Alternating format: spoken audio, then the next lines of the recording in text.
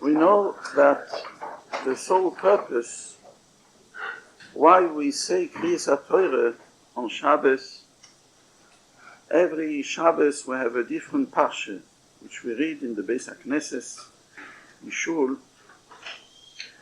The reason for the Takone is only in order that we should learn. We should learn from those parshias how to behave.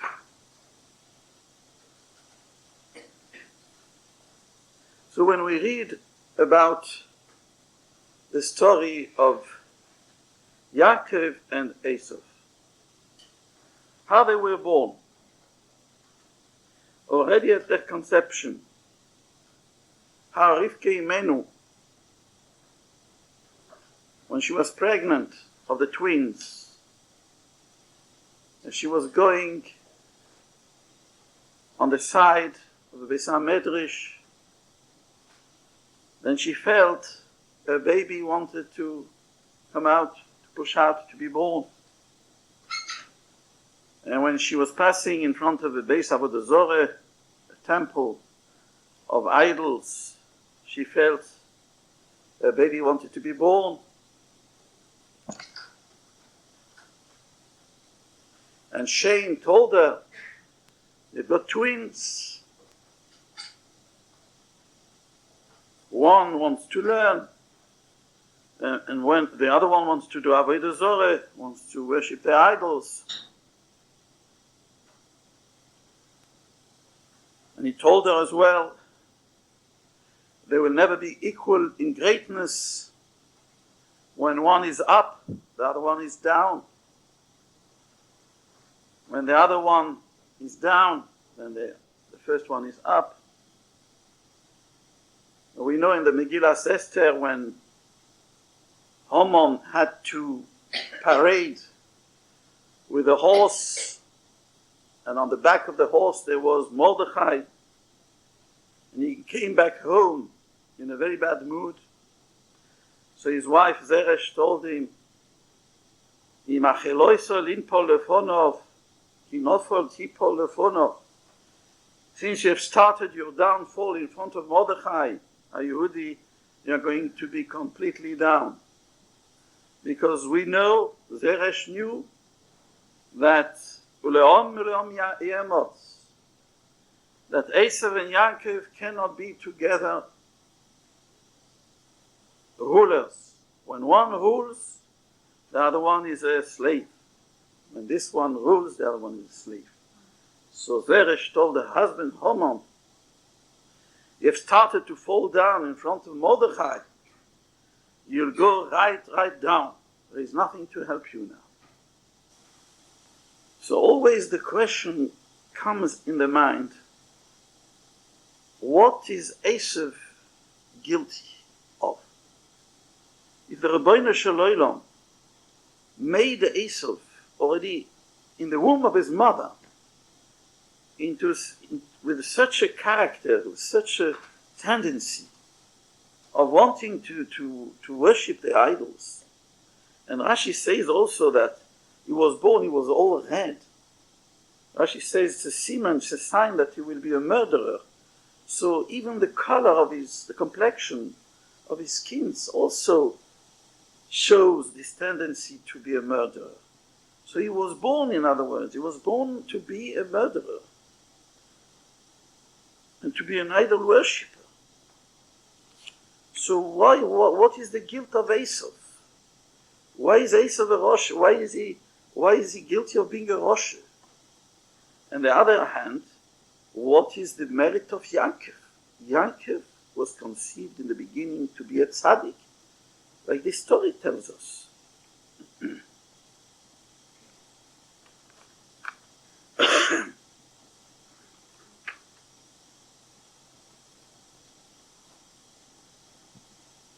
There is a big teaching in that, which we can learn from Yaakov and we can learn from Essav. What we can learn from Essav is that no matter how low a person is born, no matter how low a person is conceived. Even if he is born a mamzer. Chazal say, a mamzer who studies Torah, he struggles to become a Talmid Chacham, and he becomes a Talmid Chacham. He has got more merit than a Kohen Gadol who goes inside the Kodesh Kodashim on Yom Kippur. Because there is a pasuk, Mishle, Yekoro hi mipnini. The Torah is more precious than pearls. Pninim is pearls. But Chazal darshan from Pninim, Lifnai velifnim, Pninim, Pnai Pnim, twice inside, which means the inside of the inside, which is the Kodesh Kodashim, the Holy of the Holies. Kodesh Kodashim. The one who learns Torah, even if he's a mamzer, he can reach such heights which even a Kohen Gadol in Kodesh Kodashim cannot reach.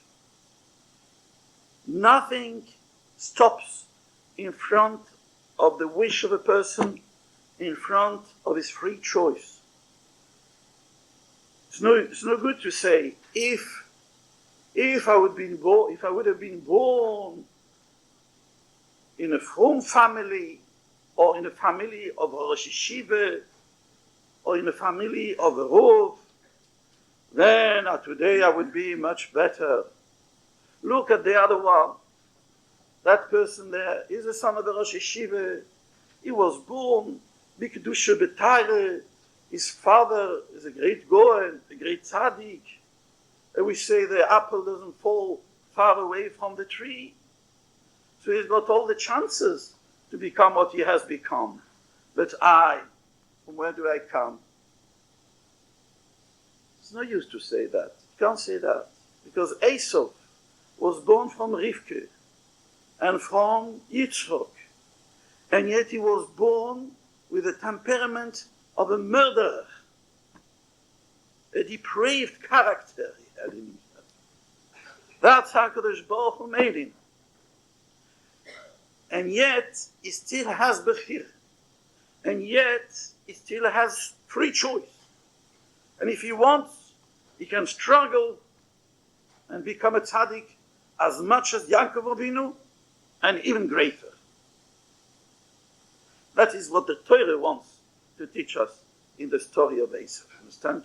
Not just to tell us, look, a big Rosh Essav, don't do like him, don't be like him. No. There is more than that. The Torah wants to teach us, even if you have got a Rosh like Essav, who seems to be predestined from the beginning to become a Rosh, as we see here. And nevertheless, even Essav could become a tzaddik, could have become a tzaddik. This is from Essav. From Yaakov, also the Torah teaches us. Yaakov was mamish like a malach, seems. As before, as a baby already, he wanted to go and learn Torah. So you can imagine what kind of a cheshik, what kind of a desire to learn Torah he had when he became an adult. And yet this Yaakov, look at his story. Look at the story of Yaakov. How many nisyonos, how many hardships, how much struggle he has to struggle because of his brother who wants to kill him. Later on we'll see because of Lovon. And Chazal say, Kol hagodel mechaveroi, the greater a person is, Yitzroi godel mimenu, his Yetzer Hore, his bad inclination also is greater than everybody else. Don't think, just because that person is a great tzaddik, so he has no Yetzer Hore, or he has got a small Yetzer Hore. On the contrary, Kol hagodel mechavero, the greater a person is, in Torah, in Maisim Toivim, in Tzidkus, and the greater he has a Yetzer Hore also, the Yetzer Hore of a tzaddik is much greater than the Yetzer Hore of a Zoroshe. The Yetzer Hore of Yaakov Avinu was much greater than the Yetzer Hara of Essav. So where lies the difference between Yaakov and Essav? The difference lies in that Yaakov used his bechira, used his free choice to struggle to perfect himself, and Essav didn't use his free choice to struggle against his Yetzer Hara, although he had a smaller Yetzer Hara than Yaakov, but he didn't use his bechira to struggle against his Yetzer Hara. That is the difference between Yaakov and Essav. There's another difference. Chazal tell us, but that's the end difference, really, because there's another difference, but the other difference is not sufficient to explain to us that really what is the difference in the guilt of Essav. The other difference is that Chazal say that Yitzchok was afraid to tell off Essav. Yitzchok knew that Essav was not such a big tzaddik. Although Essav managed to fool his father that he was a tzaddik, but Yitzchok was not completely fooled. He still knew there was something wrong, very wrong with Essav.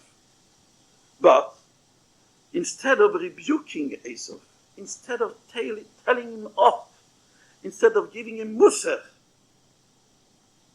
look, Essav, that's not the way. You're not going the right way.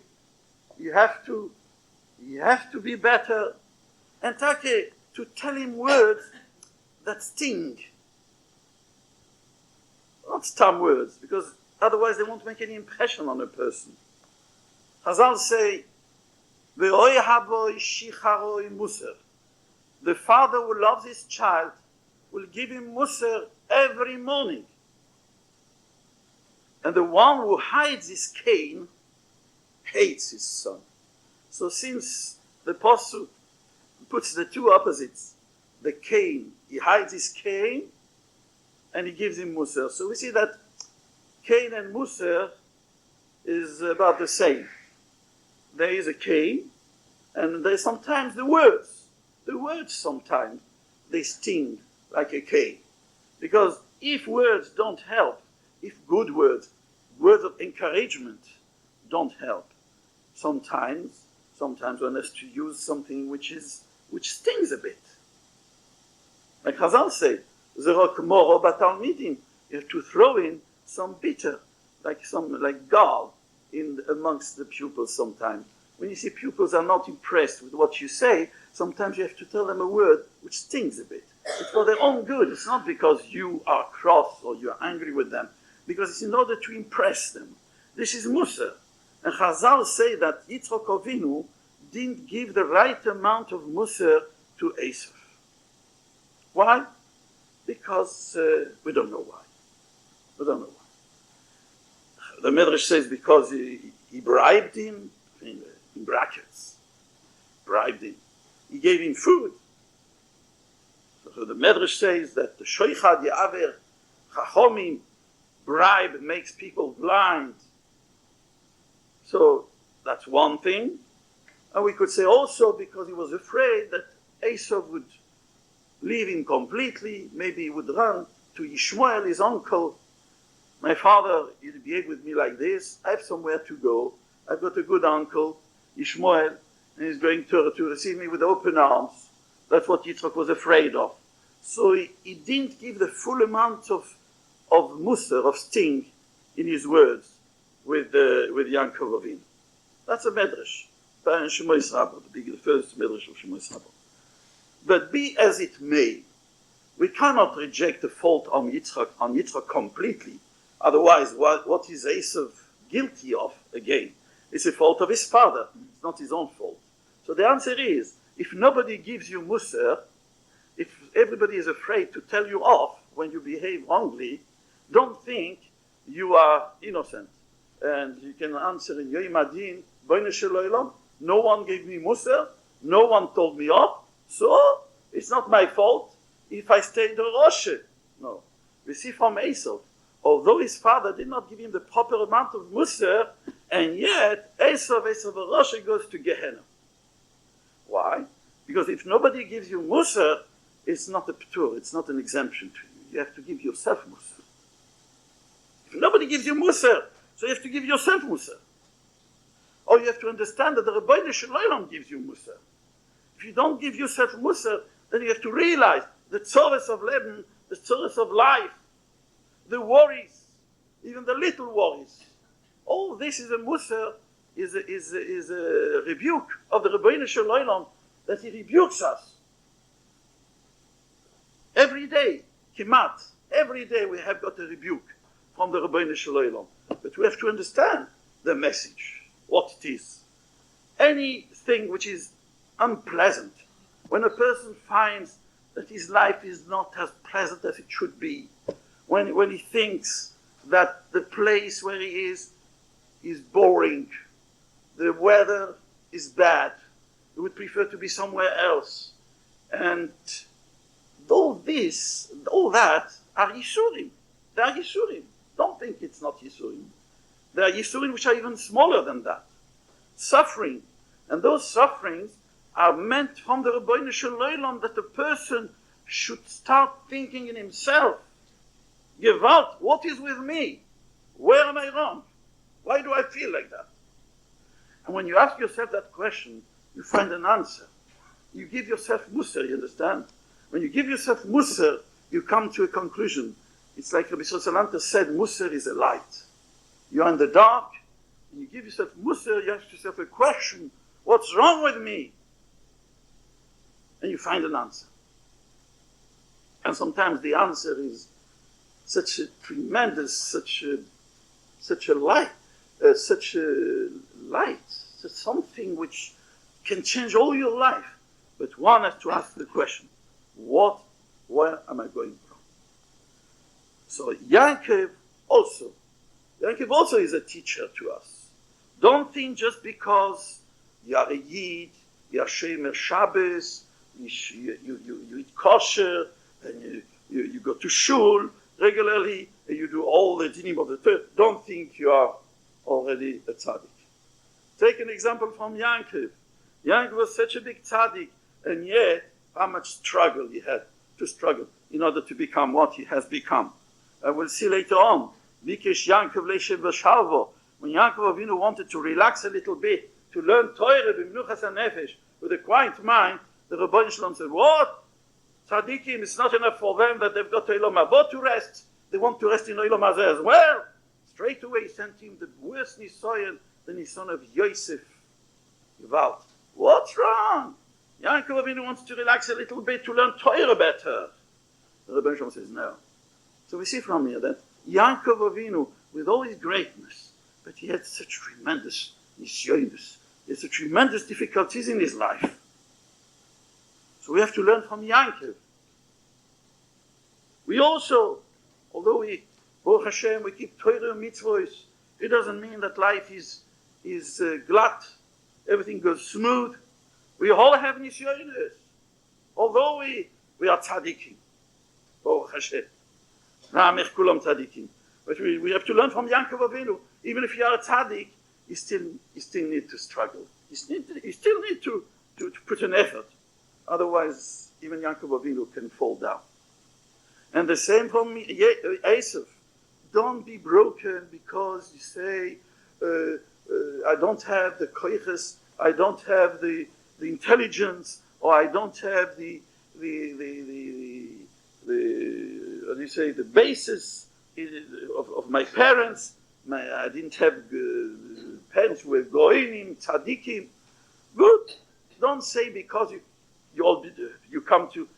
Sometimes a person has got downs in his life. Sometimes he has had a period of not learning so much, and he feels a bit low, and in that time he wants to give up. No, don't think because you feel low that finished with you, you give up. Life is terminated for you. You feel low. Are you as low as Essav was low? Essav was much lower than you. Essav was mamish in the gutter. And yet, Essav could have, if he wanted, he could have struggled and make an effort to climb up the ladder. And every little struggle is a wonderful achievement. Every little thing. You understand? It depends on which level you are. Don't devalue what you're doing. For a person in our generation, where the Kvisa de Meshiche were just at the eve of the coming of Bias Moshiach, and the darkness is very great in the world. So every little light we light, every little bit of a mitzvah we do, every little effort we do, we say a word, we say Shema Yisrael. Just say the pasuk Shema Yisrael Hashem Elokeinu Hashem Echad. This is a tremendous mitzvah to do. Lav dafke to say Shema when you have to say Shema. Even when you don't have to say Shema. Even when you are just sitting in your house. Say the pasuk Shema Yisrael Hashem Elokeinu Hashem Echad. Don't smile. Don't think, so what will I get from Shema Yisrael? I already said Shema Yisrael. Shema Yisrael Hashem Elokeinu Hashem Echad is a Kabbalah Sol Malchus Shomayim. And this is a great thing to do. Sometimes despair, yush, comes because we don't achieve great things. Remember, when I was young, I could achieve great things. Now I'm becoming a bit older, so I don't have koiches, so I can't achieve anything. It's not true. We have to take a lesson from Essav. What could Essav achieve? Great things. Essav could have achieved not to kill, not to take the wives of others, not to do avodah zarah, to keep the Sheva mitzvahs b'nei Noach. That's what he could have done, Essav. But he didn't do it. He went as told, took the wives of others, did avodah zarah, he murdered. Who asked him to do that? He could have struggled. He could have put an effort not to be such a Rosh. That's what we have to learn from Essav.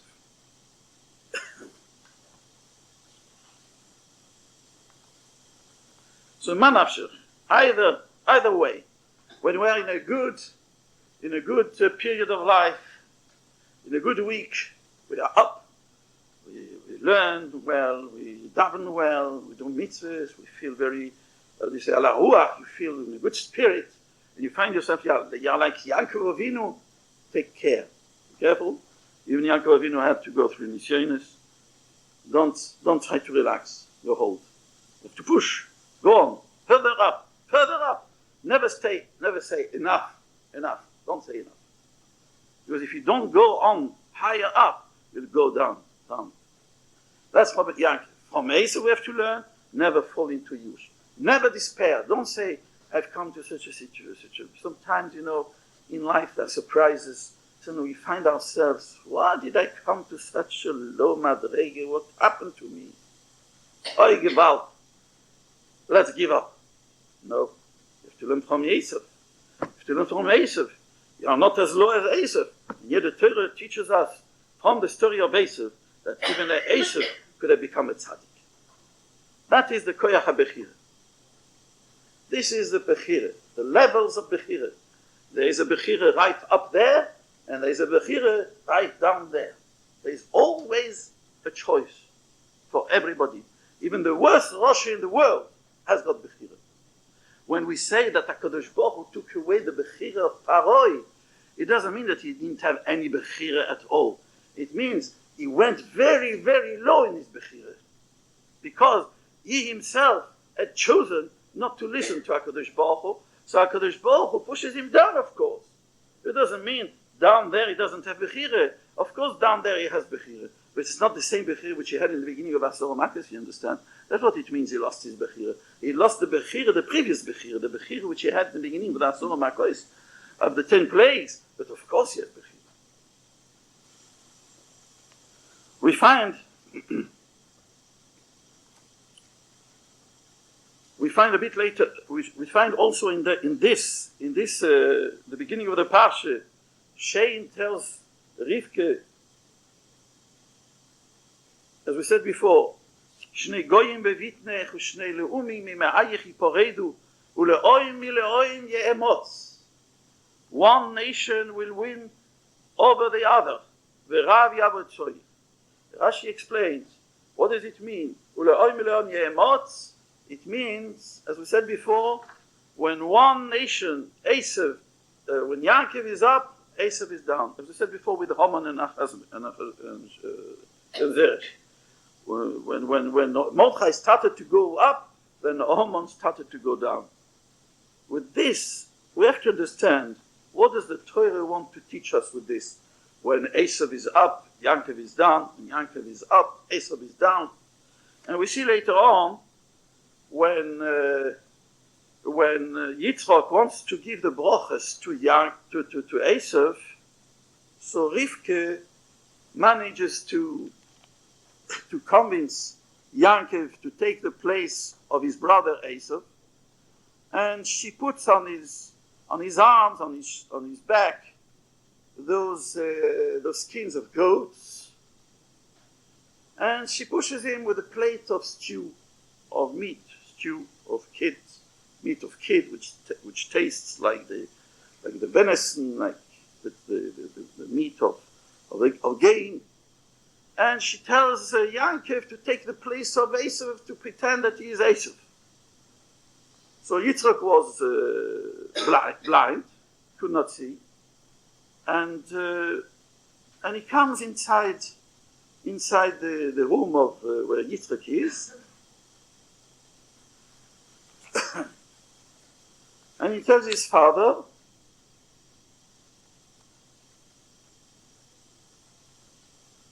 Vayomer Ovi, my father, and Yitzchak answers, Hineni, here I am, who are you, my son?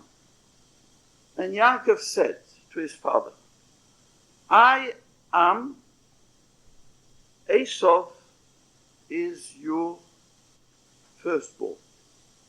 It means, he said, Onoichi Essav b'chorecho. So you can understand, like Rashi says, he didn't say a lie really. I am I, and Essav is your firstborn. But of course, Yitzchak, he took it on the face value. I am Essav, your firstborn. Osisi kasher dibarto Eloi. I have done as you have told me. I brought you a stew of meat to eat. Kum no, please get up. Shavo, sit up, ve'ochlo mitzeidi, and eat from my game, my hunting, so that your soul shall bless me. Vayomer Yitzchak. So Yitzchak said to his son, how is that you made so quick? 10 minutes ago, I asked you to bring me a stew of game, meat, and here you are 10 minutes. How could you make it so quick? So Yaakov answers, Ki hikro Hashem elokecho lefonoi. HaKadosh Baruch Hu has made it happen in front of me. Hashem, your God, has made it happen in front of me. In other words, it's min hashomayim, it's hashgacha pratis, the Rabbeinu Shel Olam has made it happen that I found the game so quick. So Rashi says here, when Yitzchak heard that the so-called Essav speaks in such a tone, such words, Ki hikro Hashem elokecho lefonoi, Hashem, your God, has made it happen so quick in front of me. So Yitzchak started being suspicious. Said, that's not the way Essav speaks usually. He doesn't mention ever the name of Hashem. Essav never mentions the name of Hashem.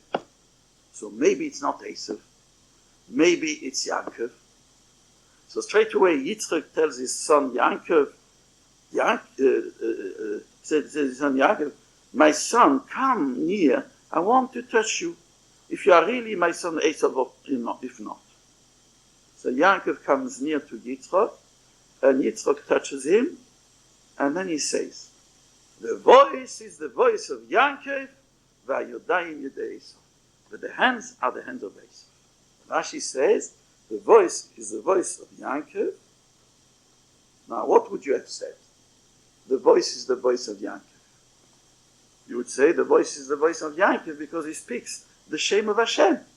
Because he says the words of Hashem, Ki Hashem Elokecha Yikol Lefonoi. Yeah? That's what made him suspicious in the beginning. Because Essav never mentions the name of Hashem. But here Rashi says something different. Why is it the voice of Yaakov? Shemedaber beloshon tachanuni. Because he speaks in a supplication. He begs in a begging way. Come no, please get up. But Essav, he speaks in a command way, authoritative. The Yokum of my father, get up. He doesn't say, please, my father, please, would you mind to get up? So why does Rashi have to bring in this second difference in the language of Yaakov? That Yaakov says, Kum no, he medaber beloshon tachanunim. He speaks in a supplicative tone. He speaks in a begging tone. He's gentle. He's honored. He's humble. He's mechabed his father. Essav not. Essav says, get up, my father. Before Rashi said that what made Yitzchak suspicious was because Yitzchak, Yaakov, because Essav never says the name of Hashem. And he said, so what makes Rashi to change and say the voice is the voice of Yaakov because he is medaber b'loshen tachan? Rashi should have said because he says the name of Hashem. That's the voice of Yaakov because he says the name of Hashem, like he said before.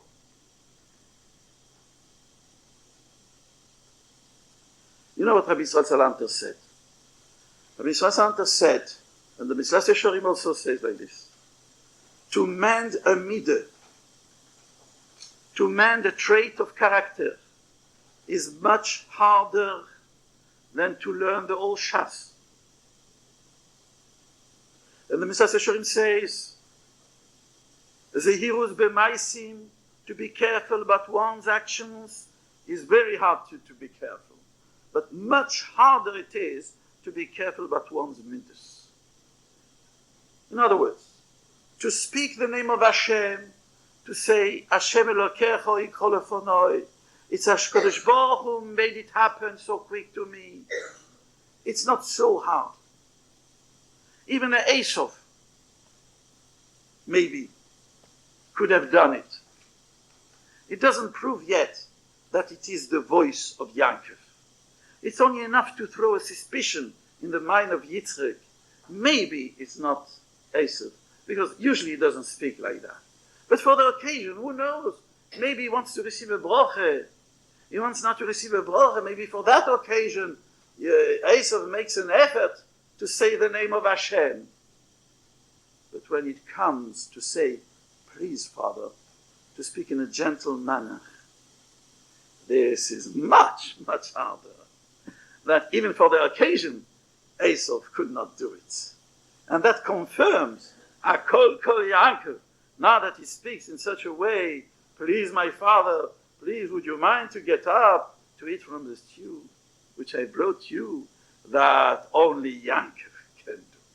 Only Yaakov with the honor, only Yaakov who learns Musar, only Yaakov who works on his midas, he can speak in such a way, not Essav. That is sure. Akol Kol Yaakov. What makes it confirm, sure that it is the voice of Yaakov, is only because Yaakov speaks in the Loshen Tachanuni. Essav was mechabed his father. The Gemara says, Rabban Gamliel said, Essav was mechabed his father, honored his father much more than I did.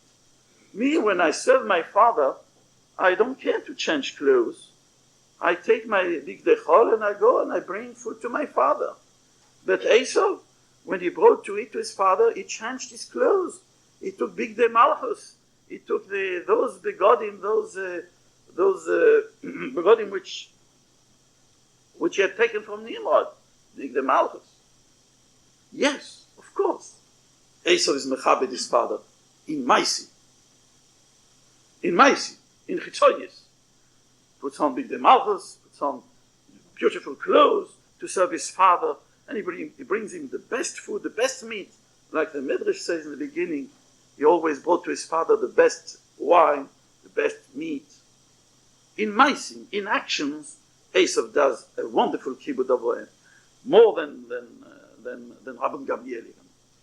But in midas, in gentleness, in humility, when he serves his father, he brings a stew for his father. He says, of course, I'm doing a toiva to my father. It's not me who has to beg him. I have to beg my father, please my father, sit up and eat from the food I prepared to you. No, I'm doing him a toiva. I'm doing a favor.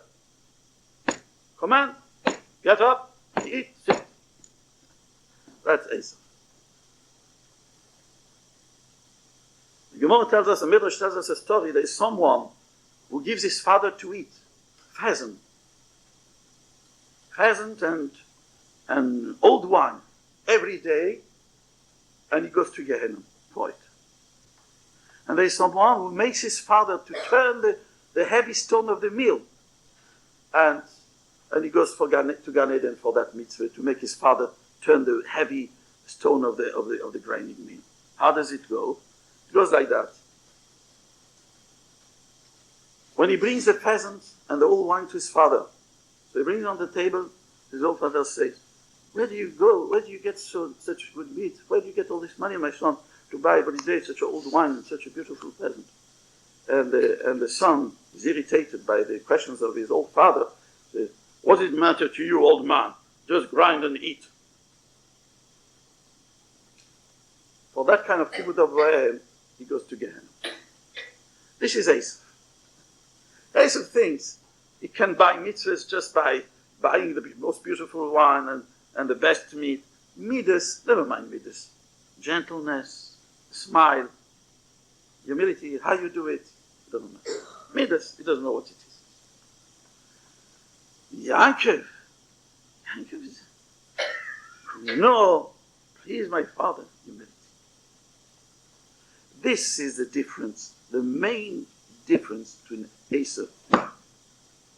Midas, humility, another. This is what makes the difference. Another or gaiva. If a person takes upon himself to work on this trait of character, anivus, humility, then he has got it all. Then he has got it all. He will always find a way how to climb up the ladder, because he knows he's not fertig, he's not finished yet, he's not perfect, he's got a long way to go. He always finds himself that he's a talmid. He doesn't say, it's pas mir nicht, it is not my covet to go to a shir with so-and-so, or to learn with so-and-so. Because I have once taught a shir, so it's pas mir nicht to go and listen a shir from somebody else.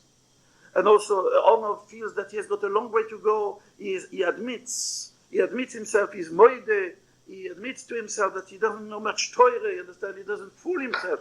He doesn't try to fool himself to think, I know a lot, when he doesn't know a lot. He has got the motivation, he's got the incentive. We find another point here. When in the end, Essav comes, it was a revolving door, the Midrash says. It was a door with a middle pivot in the middle, it revolves. So Essav was entering, like in Sainsbury. So, only without the glass, because he would have seen it through the glass. So he was entering in that way, and Yaakov was just going out that way, mamish. They missed each other like a hair split. So when he comes inside. Essav said, Oi Gewalt, Yitzchak says, where is the hunter who just came, just gone out? Who was he? So Essav starts crying, a big cry, bitter cry, very bitter and very shouts aloud. And he says to his father, Please, my father, bless me as well. So his father tells him, your brother has come cunningly and he has taken your bracha.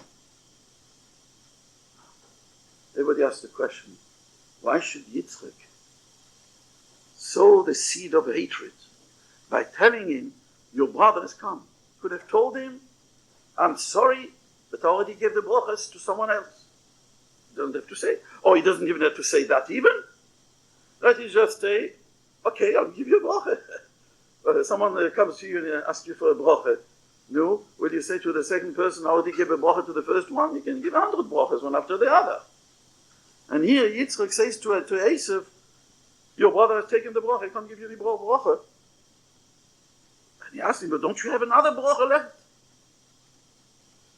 He said, no, I made him the master on all his brothers. All his brothers are slaves to him. What can I do for you? There's nothing left. In the end, when he insists, ישמע נאורת יהיה מושבך, ויתל השמיים מעול, והלכה בך תחיה, וזוכיך תעבוד. When they will forsake the words of the Torah, then you'll be able to be their master. Why? Why can't Yitzchak give another bracha to him? Because it's like we said before, two opposites.